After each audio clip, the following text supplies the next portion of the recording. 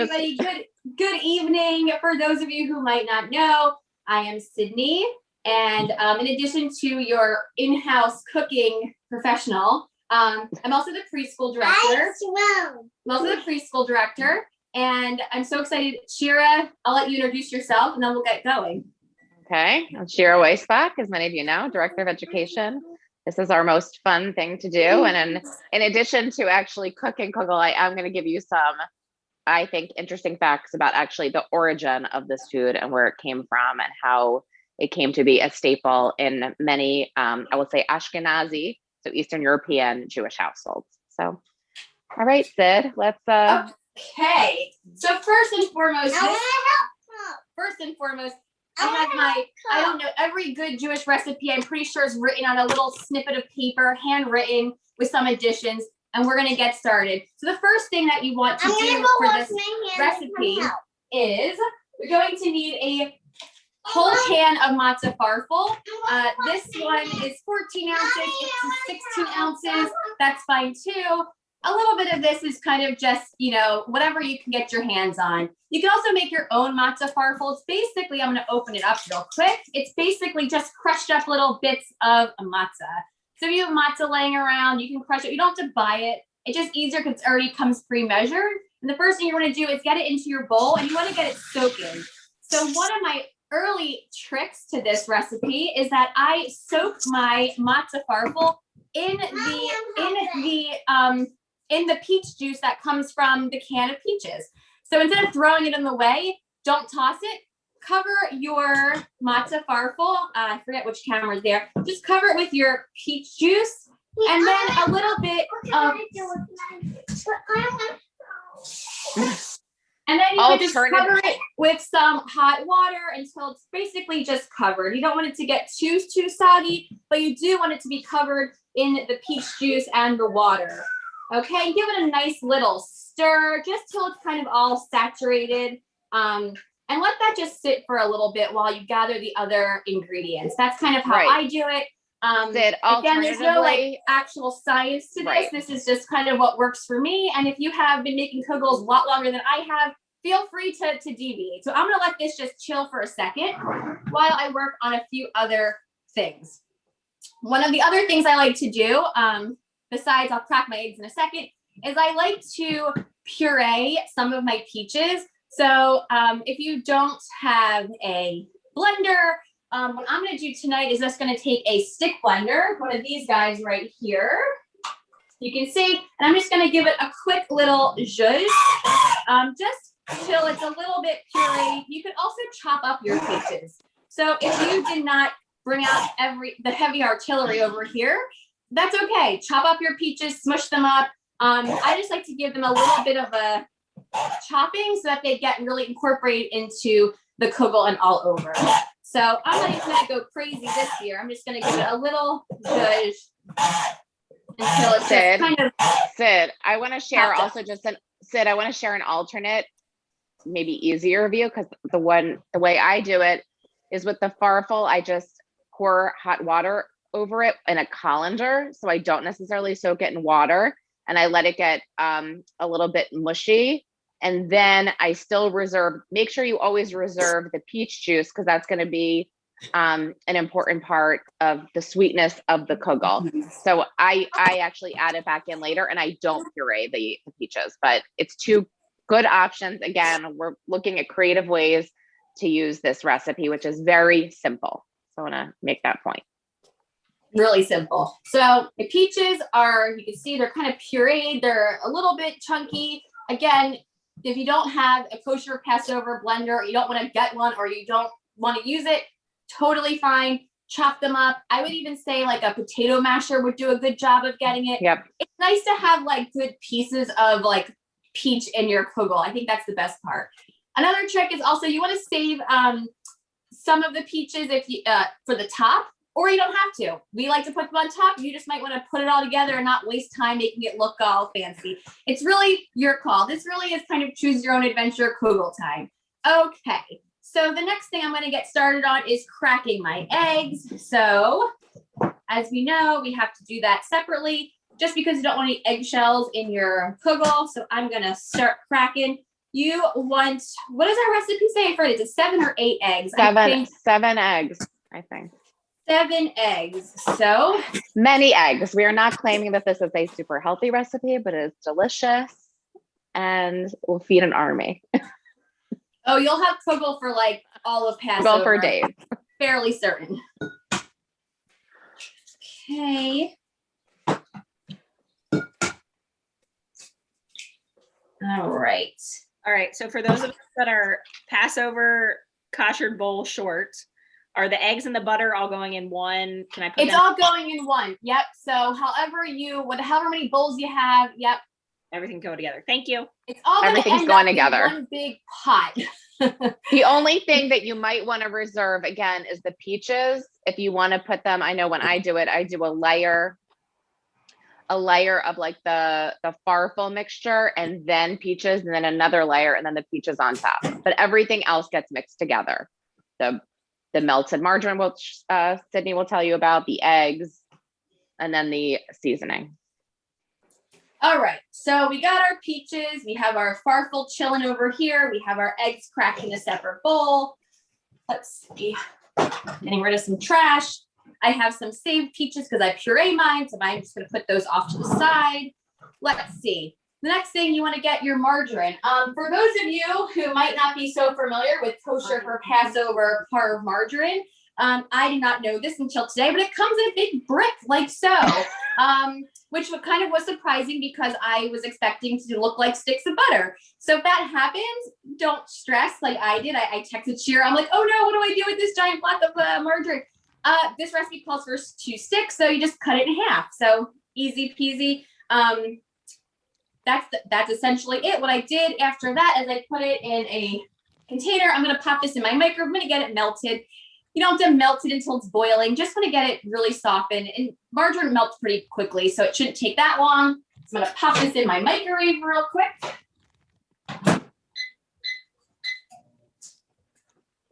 While that's heating up, a couple other things. A little bit of vanilla. If you have it, if you can't find kosher Passover vanilla, you could totally skip this. It helps make it a little bit more flavorful. But again, if it's one of those hard to find ingredients or you're only going to use it for this, I wouldn't go crazy. You're going to need sugar. This is 1 whole cup of sugar. I was a little light on the sugar. I'm kind of have a little bit left. I also happen to, and this is one of those things where you can feel free to add it or not. I add brown sugar. Again, if you can find kosher Passover brown sugar, go for it. If not, plain white sugar works really well as well. There's not much you can do to mess up this recipe other than undercook it and serve raw kugel. So, and nobody likes that, I'm pretty sure. A teaspoon of cinnamon. This you definitely want. It really makes it really good. And I would reserve some of the teaspoon of cinnamon for the top to sprinkle on the top with some extra sugar.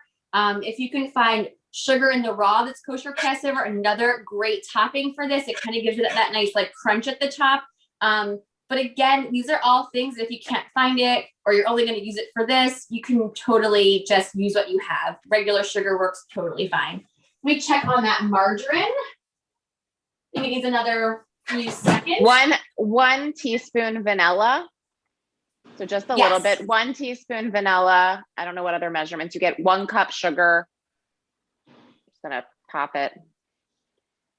And oh yeah, I can't see the comments. So if there's some that I'm missing. I got it. Thank you. Okay, so I think, oh, and a dash of salt, I believe always is helpful. Yeah, just a little bit. Less than a teaspoon. But you can eyeball it. Not a lot. So that's essentially all the ingredients. So what I'm going to do now is start assembling. You'll see now that the farfel has gotten soft. I don't like mine to be mush. I do love that idea of the colander shear. That was like genius to kind of just do it like that. It says to drain it. You'll see there's not really a whole lot to drain in mine. I'm going to give it a little quick drain. But if your farfel kind of absorbed most of the liquid, that's cool. That means there's extra yummy peach flavoring that's getting into your matzah. So I'm going to just drain it really quickly and hope I don't spill it out into the sink. is about to happen. Okay, gave it a little teeny tiny drain. And now we're gonna start mixing everything together. Yeah, so I just had a question about the amount of peaches. So I used a container that was like one of the bigger, I would pull it right out of my trash can, but I don't have it. Like I think it was a 29-ounce container. It usually has about, mine had peach halves. So I ended up slicing them because it ended up being, again, I used it to, you'll see in just a minute how it looked when it was cooked, but I ended up taking out the peaches and it was a perfect amount. I actually think I left 1 or 2 peaches in. So you can also eyeball it, but like a bigger can works. The bigger can. I used a bigger can and took some out for the side. Also, if you can't have too many peaches, I'm pretty sure. I could be wrong, but I feel like you can't really go wrong with the amount of peaches. So I'm gonna have a helper with this next part because this is so easy, even a 5-year-old can do it. So Sloan, the first thing I want you to do is, can you do me a favor and add the peaches right into this bowl right here? You dump all those peaches right in there. They're supposed to be mushed. Yep, that's right. Okay, so you add your peaches right to the bowl. Okie doke. You can give it a little stir. All right. Stir it up, right? I want to stir. This might be pre-K's cooking tomorrow. I think I saw Miss Miriam pop on. The next thing you want to do, I don't even bother whipping up my eggs. It's all going to get mixed in. So you can just, dump your eggs in. Dump the eggs in. All those eggs in there. I do, once the eggs go in, like to give it a little like mushing up so that they do get incorporated really nicely. Fun fact about this recipe, I had never heard of peach kugel before I met my husband. And this was one of his favorite Passover recipes. And I had never in my life had eaten a peach kugel. All my family's on here, and I'm certain that we've never seen peach kugel on our table. And so as being trying to be so impressive and impress at that time we were dating husband, I learned and taught myself how to make peach kugel, and it has not left our, Passover recipe book since. So it's now a family staple.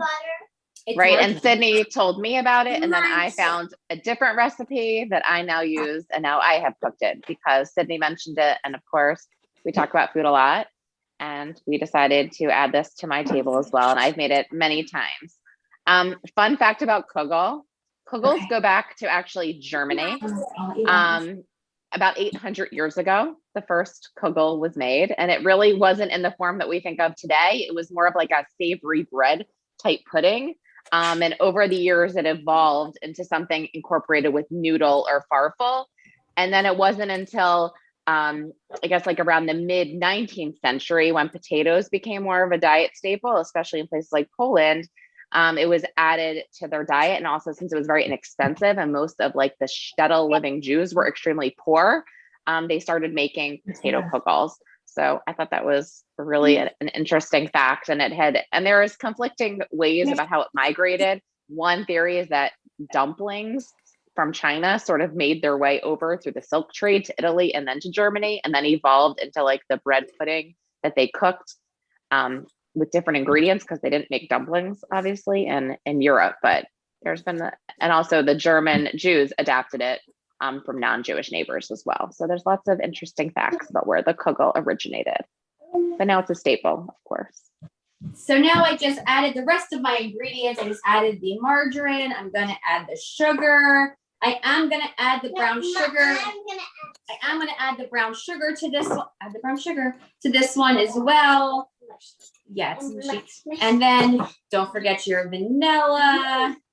And that's not all of it, just a little. I'm going to do this one. And I like to add not all of the cinnamon. Like I said, I have to save some for the top. So I'm going to hold on to a little bit of that. And now you're just going to mix it until it's all incorporated. And then it is quite mushy. It is. Yeah, it looks like it's not going to work. To me, every time I make this, I'm always like, did I do it right? Sometimes I text my mother-in-law. I'm like, does it look right to you? And she gives me the thumbs up. like I said, no one in my family had ever heard of peach kugel until I met my husband. So we can thank Jared for this one. Okay. Oh, I almost forgot the salt. I'm just gonna put a little. It's delicious. It's my favorite. Little salt in there. Jared gave a little commercial for our peach kugel. Elrod family, you have a lot of people in the kitchen. How's it going over there? Thumbs up from Morgan. All right, so it should look like this. Does everyone see in my cooking view bowl? It kind of just, I don't even know, it just doesn't look that appetizing yet, but when it goes into the oven and after it comes out, it's like magic and it'll be great. So the recipe calls for a 9 by 12 inch pan. I'm a small family of just of 3. So and also last year, this is a trick I tried because of COVID. I like kind of dulled out my kugel and I make it in 2 pans. These, I believe, are 8-inch square pans. It works. I got the thicker ones just in case. So this will also work, and it's a good way to make more than one kugel, but with one recipe. Shira, do you grease your kugel pan or not? I don't remember what. Yes, I do grease my kugel pan. I use just a little bit of vegetable oil, just so it doesn't stick.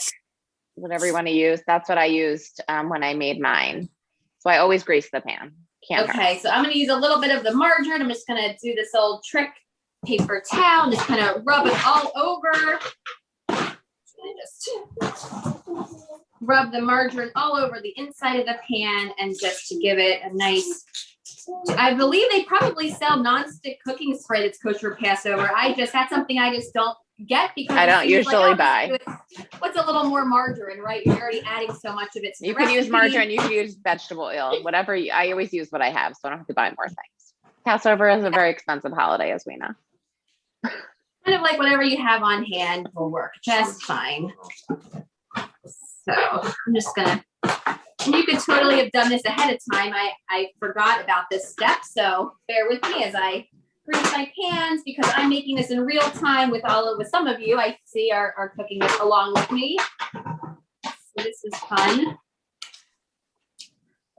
Anyone wants to share what theirs looks like in the pan? We'd love to see your uncooked versions. We will not see your cooked version unless you take a picture and send it to us, which of course we would love for you to do. Please do. I would love because to it see does them. cook for about an hour, at least an hour. I actually cooked mine even longer, but we always love to see the end results. So please share them with us after. All right, so my pan is greased up for the most part. And now I'm just going to divide it evenly into the 2 pans. Like I said, okay, that's one. And this is the other one. Okay.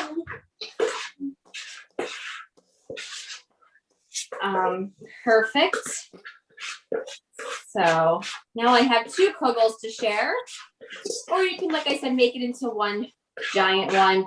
I feel like this puffs up in the oven and you will have kugel for an army. So if you have friends and family to share with, they'll be very happy to have some.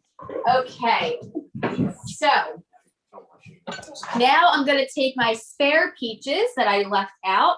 And I'm just going to gently lay them into the pan like so. You can get fancy if you want, or you can just kind of throw them on. I like to do mine in a little bit of a design just so it looks a little put together, but this is the kind of thing where you can spend as much or as little time on.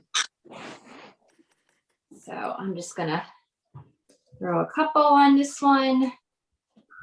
Okay, ta-da, nothing too crazy. All right. Erica, are you putting on your peaches or your cinnamon? Peaches, nice. Okay, I'm just gonna do that. Marcia, are you cooking? I am. Good. What? We want to see your results too. Yeah, I can Make send sure you you a share picture. them with us. Okay, I will. Okay. All right, so one has more peaches than the other. That's okay. All right. So this can, let me clear out some of the things out of my way. How's my my cooking cam? Can you see what my finished product looks like? I don't want to tilt it too much. Let's see. Put it back. Yes, perfect. Okay, so there we have it. That's what they both look like. I'm just going to take some of that spare cinnamon, do a little sprinkle on top. Morgan wanted to show you her heart. Oh, I love that, Morgan. That's a great idea. Thanks. So Wait, put it creative. back. Can you put it back again so I can see it? Very nice. So see, you're getting as creative as you want. I like to do a little cinnamon on top. I like to sprinkle a little sugar on top. Like I said, if you have like turbinado or raw sugar, that would be a really great addition to this. I feel like all Passover food is full of margarine and or butter and sugar, make it taste really good. And many eggs. So I'm gonna pop mine in the oven and see what happens in about an hour or so. They do take a while to cook. So hopefully you are gonna be up for some time and have patience, but it is worth the wait because it is so good. It makes a really good breakfast. It kind of, if you, I mean, in a way it resembles like a baked oatmeal, if you will, kind of a recipe. So it could be like savory, you eat it with your like regular Passover food, or you could totally eat it for breakfast. We eat it like all the time, like, cause it makes so much. So, while I'm gonna put this in the oven and then we can talk more about like variations of this, because as Shira and I were doing our research and we love cookbooks, we're constantly talking about cookbooks or sending each other cookbooks or buying them for each other and sharing recipes. We've come across some really interesting takes on kugels, and I'm sure Shira will show you some of them. But I was thinking about this recipe, and I have another recipe that's kind of similar that uses pineapple. And I was thinking that a pineapple and like a coconut topping would be like a kind of cool take on like a pina colada kugel. So we'll see. Maybe that'll be next year's cooking demo. But I'm going to pop these in the oven. Give me 1 second. And again, this recipe was it was a parve recipe. So it could be eaten with, obviously with a dairy meal, with a meat meal. I serve it at my Seder which is a meat meal as well, which is really nice. So the latest cookbook that Sydney and I both acquired, which means Sydney bought it and I really wanted it too, so I had to go out and buy it as well.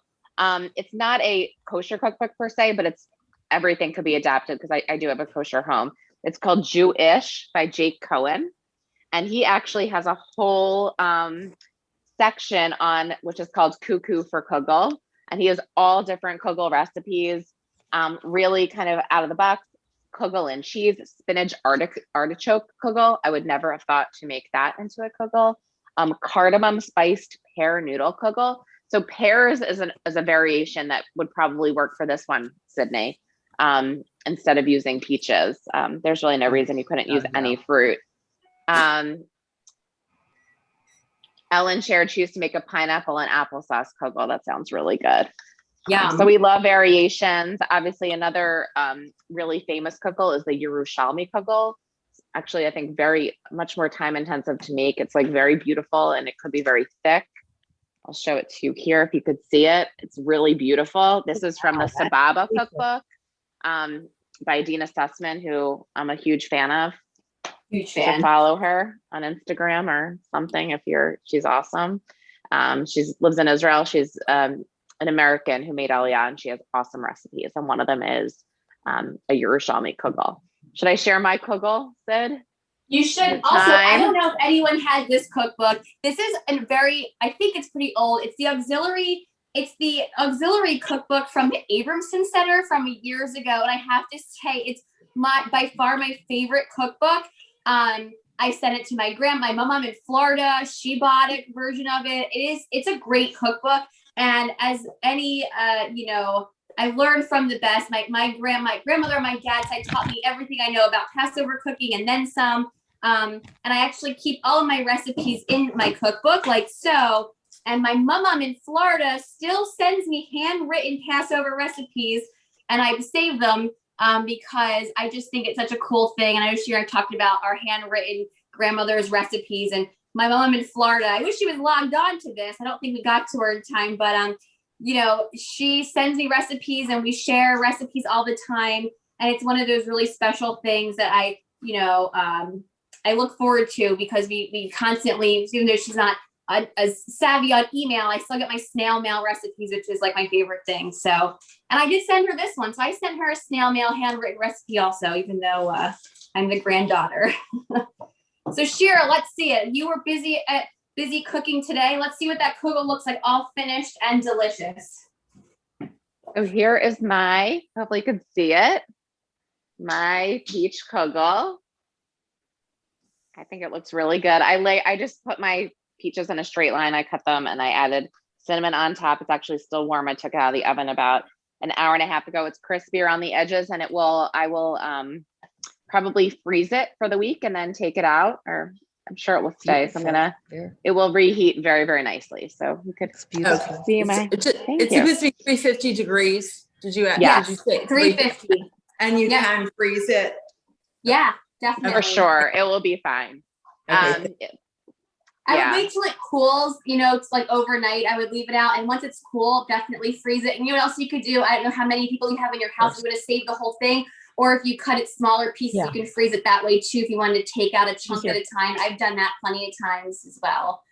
And everyone's ovens are different. So just, I was waiting until it got pretty brown on the edges.